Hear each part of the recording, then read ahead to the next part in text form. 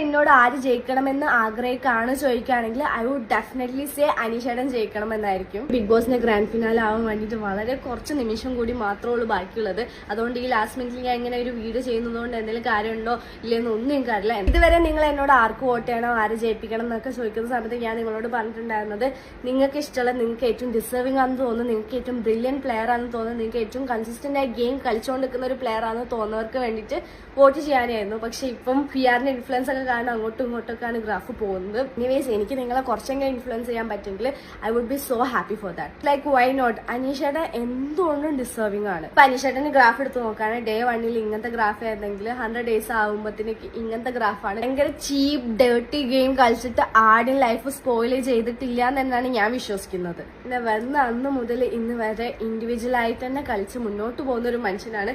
പിന്നെ മനസാക്ഷിയുള്ള ഒരു മനുഷ്യനാണ്. ആരുടെയും ഫാമിലിനെ പറ്റി പറഞ്ഞിട്ടോ പേഴ്സണലി അറ്റാക്ക് ചെയ്തിട്ടോ ക്യാരക്ടർ അസാസിനേഷൻ ചെയ്തിട്ടോ ആൾ ഇതുവരെ ഒരു ചീപ്പ് ഗെയിമും കളിച്ചിട്ടില്ല. പിന്നെ അവിടെയുള്ള ഓരോ കണ്ടസ്റ്റന്റിനെയും ഒരേപോലെ കണ്ടിട്ടുള്ള ഒരാളാണ് ഷാനവാസ്ഖാനോട് കുറച്ചെങ്കിലും ഒരു സ്നേഹം കൂടുതലാണെങ്കിലും എന്നാലും എല്ലാരും ഈക്വൽ ആയിട്ട് കണ്ട ഒരു വ്യക്തി എന്താണ് അനീഷേട്ടന്. ഞാൻ റീഎൻട്രി ചെയ്ത സമയത്ത് സത്യം പറഞ്ഞാല് അടുക്കളയിൽ എല്ലാ പണിയും ചെയ്തത് അനീഷേട്ടനെയാണ്. ലൈക്ക് ഫുഡ് കുക്ക് ചെയ്യുക, എല്ലാവർക്കും വേണ്ടി ഫുഡ് കുക്ക് ചെയ്യുക, അനുമോളൊക്കെ ചെയ്തിട്ടുണ്ട്. എന്നാൽ കൂടിയും എപ്പോഴും അടുക്കളയിൽ തന്നെ ആയിട്ട് എല്ലാവർക്കും വേണ്ടി ഫുഡ് കുക്ക് ചെയ്യാനും പാത്രം കഴുകാനും ബാക്കിയുള്ള പണിയൊക്കെ എടുക്കാൻ വേണ്ടിയിട്ട് അനീഷേട്ടന് അത്രയും എഫേർട്ട് ഇട്ടിട്ടുണ്ട്. സോ അപ്പം തന്നെ മനസ്സിലാക്കുക അനീഷേട്ടന്റെ മനസ്സിലുള്ള ആ ഒരു മനുഷ്യത്വം. ഓഫ് കോഴ്സ് എല്ലാവർക്കും ഗെയിം സ്ട്രാറ്റജീസ് ഉള്ള പോലെ അനീഷേട്ടനും സ്ട്രാറ്റജീസ് ഉണ്ട്. പക്ഷെ എന്തിരുന്നാൽ കൂടിയും ചീപ്പ് സ്ട്രാറ്റജീസ് അല്ല. ആരെയും വേദനിപ്പിക്കാതെ അത്രയും പെർഫെക്റ്റ് ആയിട്ട് തന്നെയാണ് കളിച്ചു പോയത്. സ്റ്റാർട്ടിങ് സ്റ്റേജിൽ ഇറിറ്റേറ്റിംഗ് ക്യാരക്ടർ ആണെങ്കിൽ പോലും ഇപ്പൊ അനീഷേട്ടന്റെ സ്വഭാവം എടുത്ത് നോക്കുകയാണെങ്കിൽ തങ്കപ്പെട്ടൊരു മനുഷ്യനാണ്. സത്യം പറഞ്ഞാൽ എനിക്ക് അനീഷേട്ടൻ അത്രയും ജെന്യൂൻ ആയിട്ടാണ് തോന്നുന്നത്. പിന്നെ ആസ് എ ജെൻസി എന്നുള്ള രീതിയിൽ എനിക്ക് കുറേ രീതിയിൽ അറ്റാക്സ് അവിടെ നിന്ന് ഇവിടെ നിന്നൊക്കെ ഹൗസിൽ നിന്ന് കയറി വന്നപ്പോൾ ഉണ്ടായിട്ടുണ്ടായിരുന്നു.